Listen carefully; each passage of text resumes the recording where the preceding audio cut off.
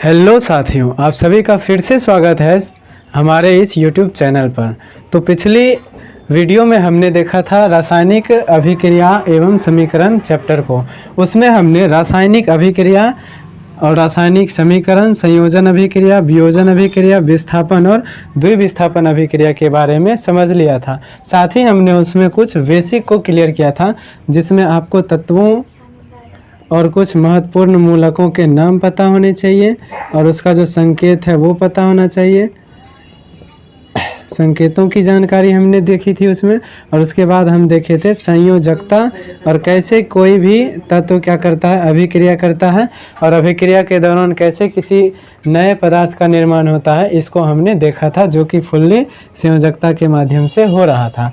आज की वीडियो में हम लोग ऑक्सीकरण अभिक्रिया क्या होता है, अवकरण क्या होता है, रेडॉक्स अभिक्रिया किसको बोलते हैं, और इसके ऑक्सीकरण अवकरण के हमारे दैनिक जीवन यानी डेली लाइफ में क्या महत्व है, साथ ही दहन और ज्वाला क्या होता है, और अंत में हम लोग सीखेंगे कि समीकरण को संतुलित कैसे किया जाता है। इसको छोटा सा अगर हम रिकैप के थ्रू देखना चाहें तो एक बार देख सकते हैं कि रासायनिक अभिक्रिया का मतलब है जब कोई पदार्थ आपस में अभिक्रिया करके नए पदार्थ का निर्माण करता है, यानी जब रासायनिक परिवर्तन के थ्रू नए पदार्थ का निर्माण होता है, तो इस अभिक्रिया को हम लोग रासायनिक अभिक्रिया कहते हैं। और रासायनिक अभिक्रिया को निरूपित करने के लिए जब हम पदार्थों के सूत्रों या संकेतों का इस्तेमाल करते हैं तो वो हमारा क्या कहलाता है, रासायनिक समीकरण कहलाता है।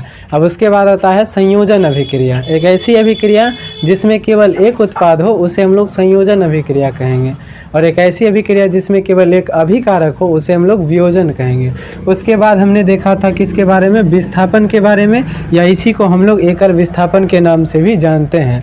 तो इसमें क्या था, तो जिंक, उसके बाद क्या था, आयरन, उसके बाद हाइड्रोजन, कॉपर और सिल्वर। तो इसको हमने देखा था।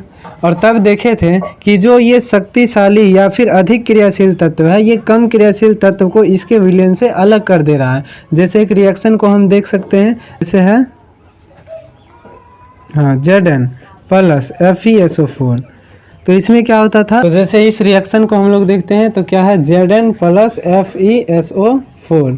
तो इसमें एक्चुअली होता क्या है, तो इसमें क्या होता है, Zn क्रियाशीलता श्रेणी में हम लोग देखेंगे तो Zn, उसके बाद Fe, उसके बाद हाइड्रोजन, और उसके बाद कॉपर और सिल्वर। तो ये हमारी क्रियाशीलता थी जो बिहार बोर्ड बार बार पूछता है। तो यहाँ पर Zn जो है ये क्या है, Fe से ज़्यादा क्रियाशील है। तो Fe को क्या करेगा, सल्फेट विलयन से अलग, यानी इससे क्या करेगा और इसके सल्फेट विलयन से खुद रिएक्शन कर लेगा। तो सल्फेट की संयोजकता 2 और किस जिंक की भी 2 होती है। तो कटने वाला रहता है तो हम लोग काट देते हैं, उसके बाद हम क्रॉस करते हैं तो Zn1SO4 1, यानी हमारा जो बन के आता है Zn1 तो 1 नहीं लिखेंगे, SO4 1, इसको भी 1 नहीं लिखेंगे, और क्या करेगा, Fe को बाहर विस्थापित कर देगा। अब यहाँ Fe2 क्यों नहीं लिखे या फिर यहाँ Zn2 क्यों नहीं है, तो सिंपल सी बात है कि अभिक्रिया में हम लोग सिर्फ F2, O2, N2, Cl2 और H2, ये 5 जब आता है, यानी फ्लोरीन, क्लोरीन और ऑक्सीजन, नाइट्रोजन और हाइड्रोजन, अगर ये आते हैं तो ही हम क्या करेंगे, इसको 2 की फॉर्म में लिखेंगे। बाकी अगर जिंक आ गया तो इसको Zn ही लिख दिए, Zn2 नहीं लिखे। यहीं अगर इसके जगह O रहता तो इसको O2 लिखते, पर यहाँ जिंक है, यानी इसको छोड़कर जो भी आएगा उसको सिम बस वैसे ही लिख देंगे, उसको 2 लगाकर नहीं लिखेंगे। अब देखिए एक्चुअली इसका कंसेप्ट है जो कि हम डील नहीं कर सकते यहाँ क्लास 10th में। तो हमने देखा विस्थापन अभिक्रिया में एक अधिक क्रियाशील तत्व कम क्रियाशील तत्व को उसके विलयन से अलग कर देता है, यही अभिक्रिया हमारी विस्थापन थी। उसके बाद हमने देखा द्विविस्थापन। तो द्विविस्थापन एक ऐसी अभिक्रिया थी जिसमें आयनों का अदला बदली होता था। जैसे इसी अभिक्रिया को हम देखना चाहें, एक नया अभिक्रिया ही ले लेते हैं, जैसे है Na2SO4 और लेट्स सी AgCl। अगर ये है तो यहाँ पर क्या है, आयन क्या है, ये प्लस माइनस प्लस माइनस। तो इसका जो प्लस है ये इसके माइनस के साथ रिएक्शन करेगा, तो क्लोरीन का 1 और सोडियम का भी 1, तो क्रॉस करेंगे तो Na1Cl1। तो पहला जो प्रोडक्ट हमारा बनेगा वो NaCl बनेगा। और दूसरा जो हमारा है Ag और क्या है SO4। तो SO4 की संयोजकता 2 और Ag की संयोजकता 1। जब इसका क्रॉस करेंगे तो Ag2 SO4 1, तो 1 को जनरली हम लोग नहीं लिखेंगे। तो सेकेंड जो हमारा प्रोडक्ट बनेगा वो क्या बन जाएगा Ag2 SO4। तो इस तरह आयनों की अदला बदली से जो हमारा बनता था वो क्या होता था, विस्थापन या द्विविस्थापन अभिक्रिया। आज की क्लास को अब हम लोग शुरू करते हैं। तो हमारा जो पहला टॉपिक है ऑक्सीकरण अभिक्रिया, और उसके बाद अवकरण और रेडॉक्स, तीनों को हम लोग एक ही साथ देखते हैं। ऑक्सीकरण का मतलब होता है ऑक्सीजन का योग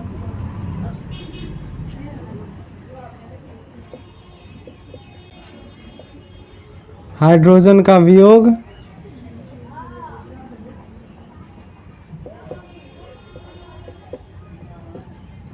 और तीसरा होता है इलेक्ट्रॉन की कमी। अवकरण में ठीक इसका क्या उल्टा हो जाएगा, हाइड्रोजन का योग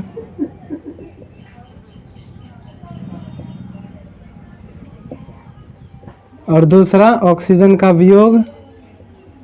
वियोग का मतलब हटना, योग का मतलब जुड़ना।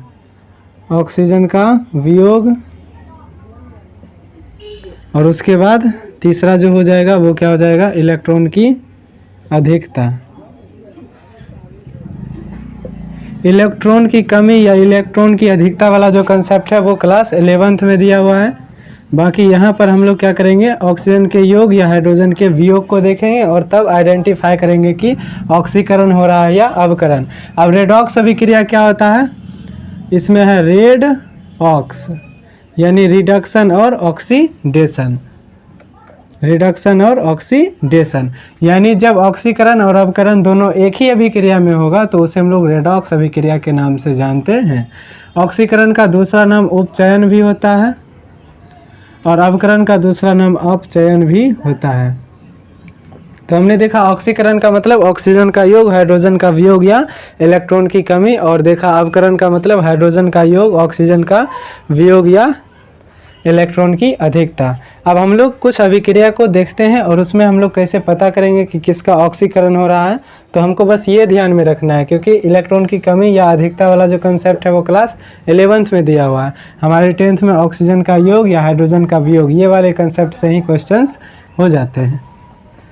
तो अब हम लोग कुछ क्वेश्चन करते हैं जिसके थ्रू आपको बता पाएँ कि कैसे कहाँ पर ऑक्सीकरण या अवकरण की अभिक्रिया हो रही है।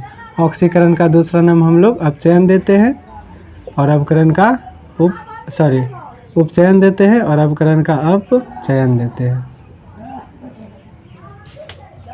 तो चलिए कुछ उदाहरण देखते हैं। तो आइए अब हम लोग समझते हैं ऑक्सीकरण और अवकरण अभिक्रिया को कैसे पहचानेंगे। तो ऑक्सीकरण का मतलब हमने 3 देखा। पहला क्या होता है, ऑक्सीजन का योग, दूसरा क्या होता है हाइड्रोजन का वियोग, और तीसरा होता है इलेक्ट्रॉन की कमी, जो कि हमें नहीं देखना है। हमको 2 ही देखना है कि ऑक्सीजन का योग हो रहा है या हाइड्रोजन का, और क्या हो रहा है यहाँ पर अवकरण में बस इसका जस्ट उल्टा, ऑक्सीजन का वियोग और हाइड्रोजन का योग। तो अब हम लोग पहला रिएक्शन देखते हैं जो यहाँ पर है C+O2 और इससे बन रहा है CO2। तो C और O2 के बारे में आपका क्या ख्याल है। तो यहाँ देखिए C इधर क्या बना है CO2, यानी इसमें कौन जुड़ा है, ऑक्सीजन। तो ऑक्सीजन का जुड़ना क्या कहलाता है, ऑक्सीकरण। तो यहाँ C का क्या हुआ है, ऑक्सीकरण। और O2 के बारे में क्या ख्याल है, तो O2 से C जुड़ा है, तो O2 से C जुड़ा है तो C का जुड़ना इसमें कोई कंसेप्ट ही नहीं है, तो न इसका ऑक्सीकरण हुआ और न इसका अवकरण। तो यहाँ पर C का क्या हो रहा है, ऑक्सीकरण। तो ये जो अभिक्रिया है यह कौन सी अभिक्रिया हो जाएगी, ऑक्सीकरण, जिसको हम लोग O से दिखाते हैं। तो ये कौन सा अभिक्रिया हो जाएगा, ऑक्सीकरण अभिक्रिया। अब दूसरा अभिक्रिया की बात करते हैं। S जो है O2 से अभिक्रिया करके क्या बना रहा है, SO2। तो यहाँ S और O2 के बारे में क्या ख्याल है। अगेन यहाँ पर जो है S का क्या, S से O2 बन रहा है, यानी S में कौन जुड़ रहा है, ऑक्सीजन। तो इसका क्या होगा, ऑक्सीकरण। और इसके बारे में इससे सल्फ़र जुड़ रहा है तो सल्फ़र का जुड़ना ऐसा कोई कंसेप्ट ही नहीं है, तो इसके बारे में कुछ नहीं कह सकते कि ऑक्सीकरण या अवकरण, या यूँ कहें कि इसका ना ऑक्सीकरण हो रहा है ना अवकरण। तो ये भी किस तरह की अभिक्रिया हो गई अपना ऑक्सीकरण, जिसमें यहाँ पर कार्बन का ऑक्सीकरण हो रहा है, यहाँ सल्फ़र का ऑक्सीकरण हो रहा है। अब तीसरे की बात करते हैं, तो तीसरा वाला देखते हैं। यहाँ पर है HCl और MnO2 एंड इससे जो बन रहा है वो है MnCl2 plus H2O plus Cl2। तो अब देखिए, तो यहाँ पर HCl और MnO2 के बारे में क्या ख्याल है, तो आइए समझते हैं। यहाँ HCl है, यानी H के साथ क्या है Cl, और यहाँ देखिए Cl Mn के साथ आ गया है और H ऑक्सीजन के साथ चला गया है, यानी H के साथ कौन जुड़ा है ऑक्सीजन, यानी HCl से HCl में हम लोग देखें कि HCl से हाइड्रोजन अलग हो गया है, HCl से हाइड्रोजन अलग हो गया और क्लोरीन किसके साथ जुड़ गया है Mn के साथ जाकर, यानी इससे हाइड्रोजन अलग हो गया और हाइड्रोजन का अलग होना ऑक्सीकरण कहलाता है। तो यहाँ इसका क्या हो जाएगा ऑक्सीकरण। ध्यान देने वाली बात है कि यहाँ पर HCl है लेकिन इधर कहीं पर भी जो है HCl के साथ नहीं है, यानी कहीं ना कहीं HCl से H अलग हो गया है, तो क्या हो जाएगा ये हाइड्रोजन का हटना ऑक्सीकरण। MnO2 यहाँ पर क्या है ऑक्सीजन क्या है Mn के साथ है, पर यहाँ पर क्या है Mn किसके साथ है क्लोरीन के साथ, यानी Mn से ऑक्सीजन हट गया। ऑक्सीजन का हटना यानी ऑक्सीजन का वियोग क्या कहलाता है अवकरण। तो इस अभिक्रिया में HCl का ऑक्सीकरण हो रहा है और MnO2 का अवकरण, तो यह एक ऑक्सीकरण अवकरण अभिक्रिया है, या फिर कहें यह एक रेडॉक्स अभिक्रिया है। तो अब हम लोग देखते हैं चौथे प्रश्न के बारे में, जिसमें है H2 और O2, इससे बन रहा है H2O। तो यहाँ H2 और O2 के बारे में क्या ख्याल है। देखिए H2 से कौन यानी हाइड्रोजन से कौन जुड़ा है ऑक्सीजन, और ऑक्सीजन का जुड़ना ऑक्सीकरण, तो यहाँ H2 का क्या हुआ है ऑक्सीकरण, जबकि यहाँ ऑक्सीजन से कौन जुड़ा है हाइड्रोजन, तो ऑक्सीजन से हाइड्रोजन जुड़ा है तो हाइड्रोजन का जुड़ना अवकरण, तो यहाँ क्या हो जाएगा अवकरण, यानी ये भी ऑक्सीकरण अवकरण अभिक्रिया है जिसमें H2 का क्या ऑक्सीकरण और O2 का अवकरण हो रहा है। अब हम लोग इस अभिक्रिया को देखते हैं जहाँ पर है H2 और Cl2 और इससे क्या बन रहा है HCl। तो यहाँ क्लोरीन H2 और Cl2 के बारे में क्या ख्याल है। तो H2 में क्लोरीन जुड़ रहा है तो इसका कोई कंसेप्ट नहीं बनता है, लेकिन Cl2 में हाइड्रोजन जुड़ रहा है और हाइड्रोजन का जुड़ना एक कंसेप्ट है जो क्या कहलाता है अवकरण। क्या कहलाता है अवकरण। तो यह एक तरह का अवकरण अभिक्रिया है जिसको R से हम लोग लिख सकते हैं, यानी रिडक्शन अभिक्रिया है, रिडक्शन रिएक्शन है। उसके बाद है CuO प्लस क्या है H2 और इससे बन रहा है Cu और H2O। तो यहाँ पर देखिए CuO और H2 के बारे में क्या ख्याल है। तो H2 से ऑक्सीजन जुड़ा, देखिए H से ऑक्सीजन जुड़ा है, यहाँ H क्या है अकेला है और यहाँ H के साथ क्या जुड़ा है ऑक्सीजन, तो ऑक्सीजन का जुड़ना क्या कहलाता है ऑक्सीकरण। तो यहाँ H2 का क्या हुआ ऑक्सीकरण और यहाँ Cu के साथ ऑक्सीजन है और यहाँ पर Cu अकेला यानी इससे ऑक्सीजन हट गया और ऑक्सीजन का हटना क्या कहलाता है अवकरण।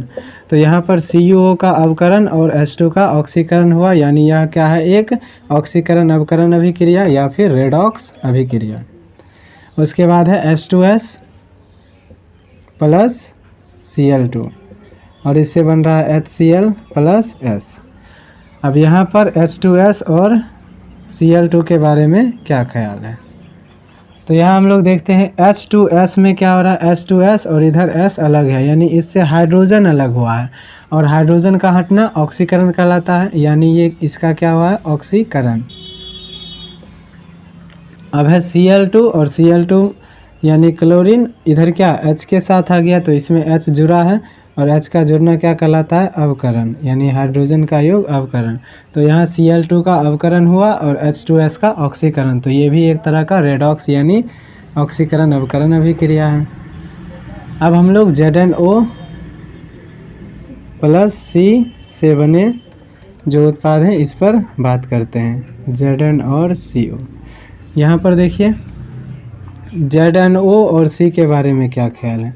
तो C से O जुड़ा है, यानी यहाँ पर CO बना है तो C से O जुड़ा है, और O का जुड़ना यानी ऑक्सीजन का जुड़ना ऑक्सीकरण, ऑक्सीकरण। और उसके बाद यहाँ क्या है ZNO, और ZNO है तो इससे क्या ऑक्सीजन अलग हुआ है, तो ऑक्सीजन का अलग होना क्या कहलाता है, अवकरण। तो यह भी एक क्या है रेडॉक्स अभिक्रिया है, यानी इसमें ऑक्सीकरण और अवकरण दोनों हो रहा है।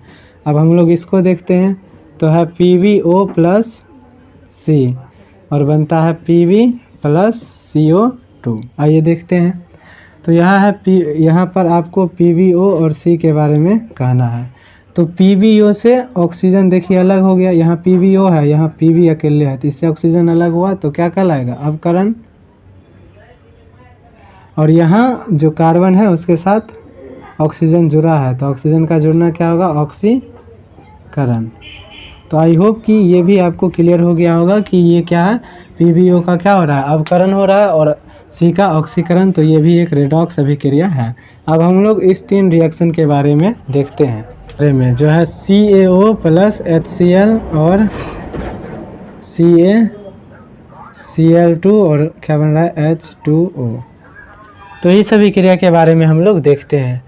यूँ तो इसको हम लोग क्या कहेंगे, हो जाएगा हमारा भस्म और ये हो जाएगा अम्ल, और ये आपस में अभिक्रिया करके लवण और जल बनाते हैं, तो इसको हम लोग उदासीनी अभिक्रिया कहते हैं, उदासीनीकरण। और यहाँ हम लोग देखते हैं ऑक्सीकरण और अवकरण के बारे में। तो CaO है और HCl है, इसके बारे में हम लोग देखते हैं।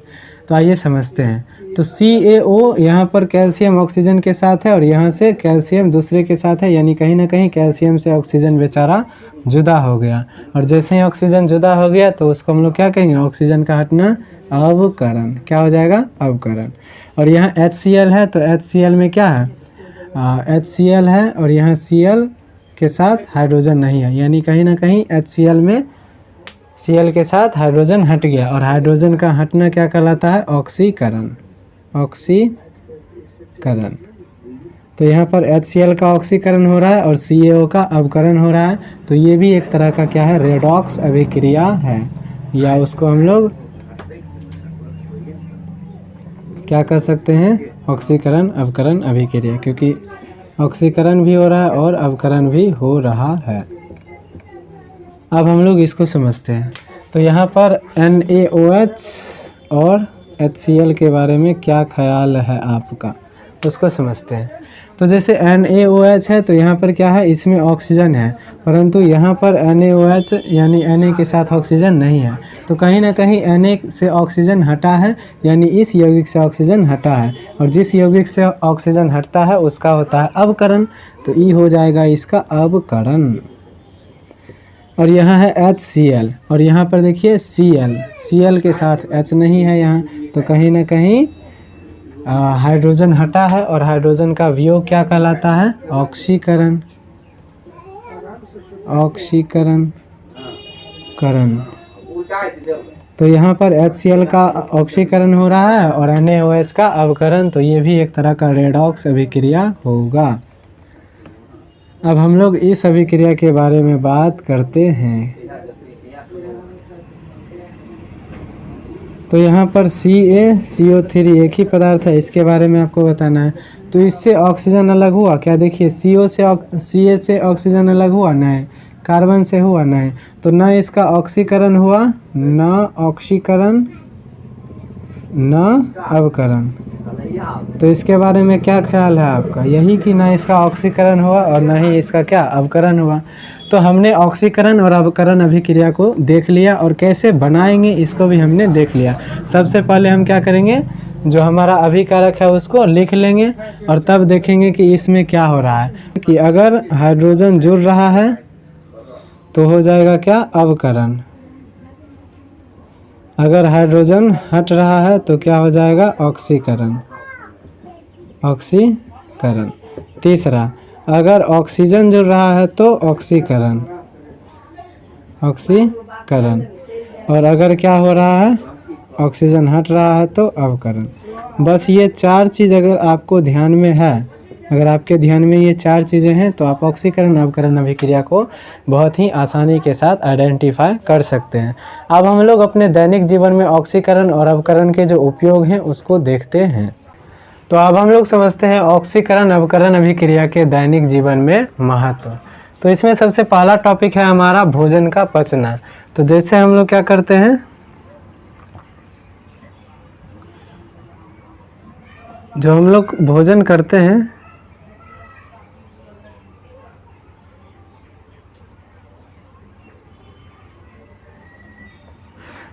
भोजन करते हैं वो क्या करता है, मुख से होकर कहाँ जाता है, ग्रसनी, फिर ग्रास नली के बाद अमाशय, और उसके बाद छोटी आंत में जाता है। और छोटी आंत में विलाई कोशिका होती है जो क्या करती है, इसको अवशोषित करके रक्त में पहुंचा देती है, और रक्त से हमारे शरीर की कोशिका में ये चला जाता है।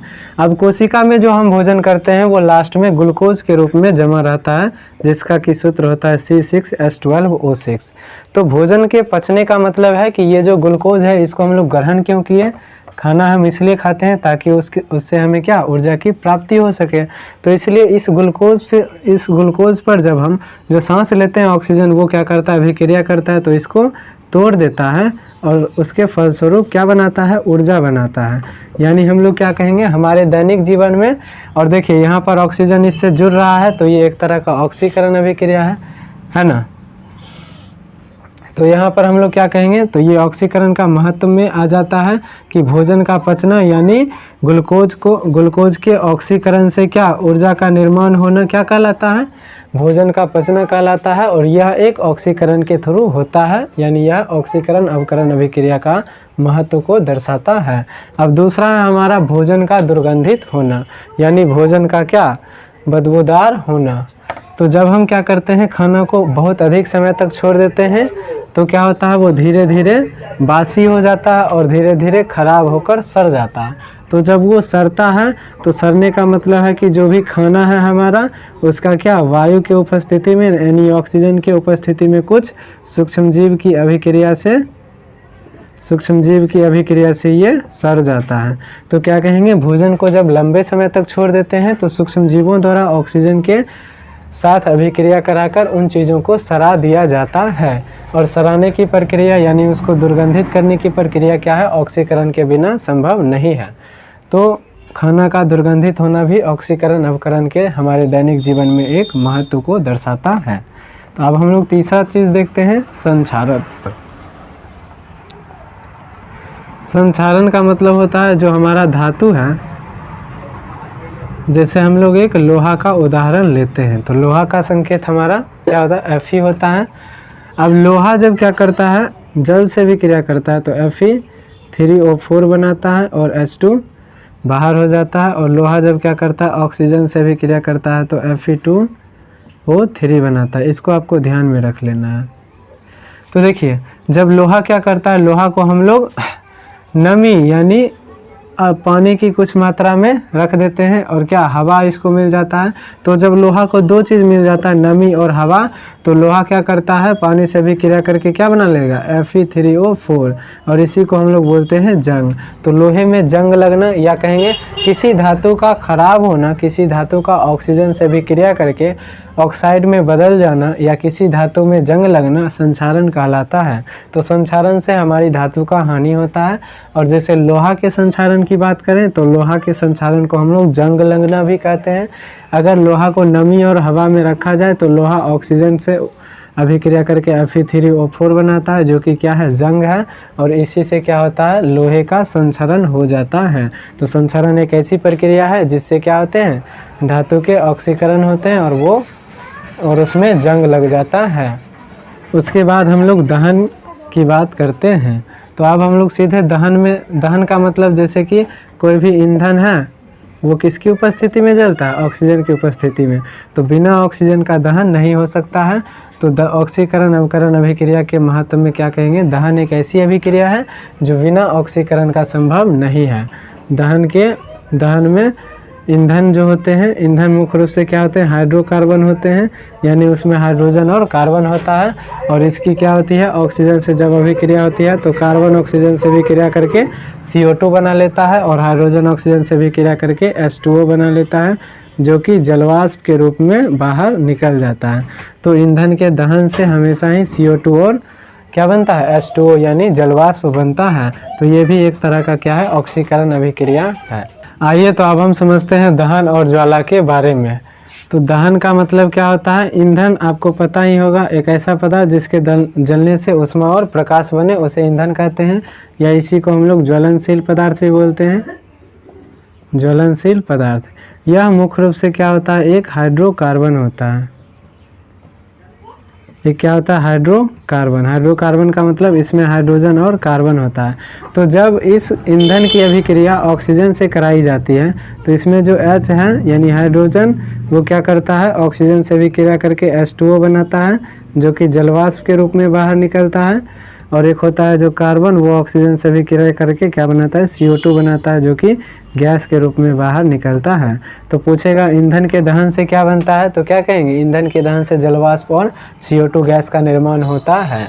दहन क्या होती है? दहन एक ऐसी प्रक्रिया है जिसमें ईंधन को ऑक्सीजन से अभिक्रिया कराई जाती है और क्या बनता है? जल और H2O का निर्माण होता है। तो दहन में बस इतना ही। और इसमें एक चीज़ देख सकते हैं कि इसके लिए 3 आवश्यक शर्त होते हैं, जिसमें पहला है ज्वलनशील पदार्थ या ईंधन, ज्वलनशील पदार्थ या क्या होगा? ईंधन, इसी का दूसरा नाम ईंधन। और उसके बाद है ऑक्सीजन, यानी बिना ऑक्सीजन का तो होगा ही नहीं, ऑक्सीजन गैस। और तीसरा वेरी इंपॉर्टेंट, ज्वलन ताप। जैसे यहाँ कोई पेट्रोल है और यहाँ पर माचिस की तीली धरा कर ले जाते हैं तो तुरंत आग पकड़ लेता है, लेकिन कोई लकड़ी है और यहाँ पर जब हम लोग माचिस की तीली लेकर जाते हैं तो ये थोड़ा देर क्या होता है? गर्म होता है, यानी इसको कुछ ताप देना पड़ता है और तब क्या होता है? ये जलने की प्रक्रिया को शुरू करता है। तो यहाँ जो है ताप बहुत कम देना पड़ता है, यानी तुरंत ले गए तुरंत धर गया, तो इसका ज्वलन ताप क्या है? कम है। ज्वलन ताप का मतलब एक ऐसा ताप जिस पर कोई पदार्थ जलना शुरू कर देता है। और ये कैसा? निम्नतम ताप, यानी वह न्यूनतम ताप जिस पर कोई पदार्थ जलना शुरू कर दे वो उसका क्या कहलाता है? ज्वलन ताप। तो पेट्रोल का ज्वलन ताप लकड़ी से कम है और पेट्रोल का ज्वलन ताप केरोसिन से भी कम होता है। पेट्रोल का ज्वलन ताप जो है केरोसिन से भी कम होता है, इसलिए पेट्रोल और केरोसिन को जलाएंगे तो दोनों में सबसे पहले क्या? पेट्रोल जलेगा, क्योंकि ज्वलन ताप कम है तो कम गर्म करने पर ही आग पकड़ लेगा। तो अब हम लोग ज्वाला को समझते हैं। तो ज्वाला जो है वो वाष्पशील द्रव के दहन से ज्वाला बनता है। वाष्पशील द्रव में क्या क्या उदाहरण आ जाएगा? जैसे कोई भी आपका पेट्रोलियम तेल, पेट्रोलियम का मतलब पेट्रोल, डीजल, केरोसिन जो भी है वो पेट्रोलियम है ना, पेट्रोलियम द्रव। जैसे कि हमारा एक द्रव है LPG, जो कि क्या होता है? हमारे घरों में जो है गैस सिलेंडर में भरा जाता है। इसका नाम क्या है? द्रवीभूत पेट्रोलियम गैस। ये भी एक तरह का द्रव है। पेट्रोलियम गैस को जब हम लोग द्रवीभूत करेंगे तो जो द्रव बनेगा वो क्या होगा? तो इस गैस का जब द्रव रूप बनता है तो उसको LPG बोलते हैं।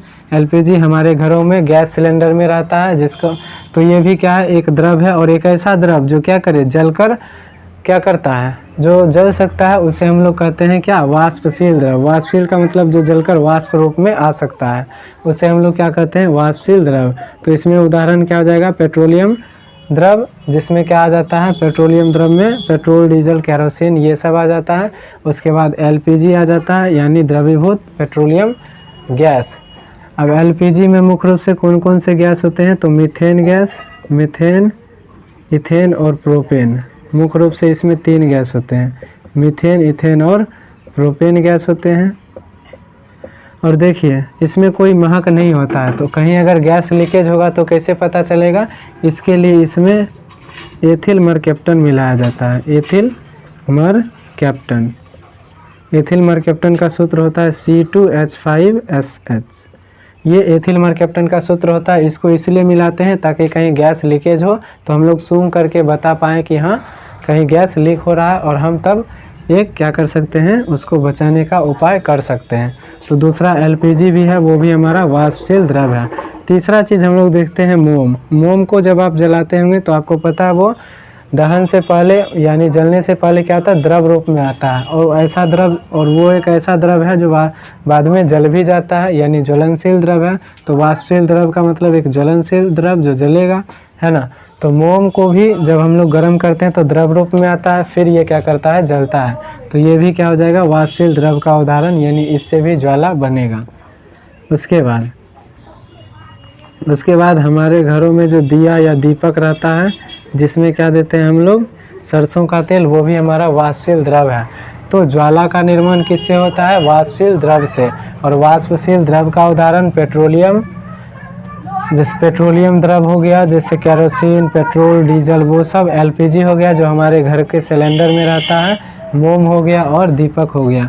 क्या सवाल है, कोयले के दहन से कोयले के जलने से ज्वाला बनेगा, तो आंसर है कि नहीं, कोयले के जलने से ज्वाला नहीं बनेगा। क्यों नहीं बनेगा, क्योंकि कोयला एक वाष्पशील द्रव नहीं है। कोयला तो ठोस रूप में रहता है, ये द्रव के रूप में नहीं रहता है। बाकी जो भी आप देख रहे हैं ये द्रव के रूप में है। मोम भी ठोस रूप में रहता है, लेकिन पहले ये द्रव बनता है, फिर ये दहन की प्रक्रिया को शुरू करता है। तो ज्वाला का निर्माण हमने देख लिया, वाष्पशील द्रव से होता है। वाष्पशील द्रव क्या होता है, कोई भी पेट्रोल, डीजल, है ना, केरोसिन या मोमबत्ती, दीपक, या क्या हो सकता है, एलपीजी सिलेंडर, उससे ज्वाला बनता है। अब ज्वाला के 3 क्षेत्र होते हैं। कितने क्षेत्र होते हैं, 3 क्षेत्र, उसको हम लोग देखते हैं। तो जैसे एक हम मोमबत्ती की ज्वाला का उदाहरण लेते हैं। तो मोमबत्ती की ज्वाला का अगर हम लोग उदाहरण लें,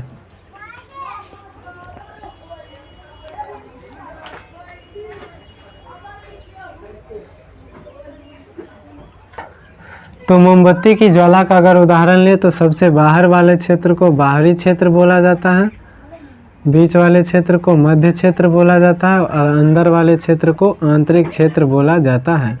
तो किसी के भी ज्वाले के 3 क्षेत्र होते हैं, हम यहाँ मोमबत्ती से समझ रहे हैं। सबसे बाहरी जो क्षेत्र होता है उसे बाहरी क्षेत्र बोलते हैं, बीच वाले क्षेत्र को मध्य, और सबसे अंदर वाले क्षेत्र को आंतरिक क्षेत्र बोलते हैं। अब चूँकि मोमबत्ती एक क्या है, हाइड्रोकार्बन होता है। क्यों, क्योंकि ये एक ईंधन है, और ईंधन हमने आपको बताया क्या होता है, एक हाइड्रोकार्बन का रूप होता है। तो इसमें हाइड्रोजन और कार्बन दोनों होगा। तो इसका सूत्र हो जाता है C25H52। ये मोमबत्ती का सूत्र होता है। ये तो एक्स्ट्रा हम आपको बता दिए कि मोम का सूत्र, इसी में बत्ती लगा देते हैं तो वो मोमबत्ती होता है। तो मोम का सूत्र क्या होता है, C25H52। अब यहाँ समझते हैं इसके ज्वाला के 3 क्षेत्र होते हैं। अब सबसे बाहरी जो क्षेत्र है, चूँकि इसके आसपास क्या ऑक्सीजन सबसे ज़्यादा है, तो यहाँ सबसे ज़्यादा ऑक्सीजन होता है, इसलिए ये सबसे ज़्यादा दहन करता है। सबसे ज़्यादा दहन कहाँ होता है, यहीं पर। ऐसा क्षेत्र जहाँ सबसे ज़्यादा दहन हो उसे हम लोग अदीप्त क्षेत्र कहते हैं।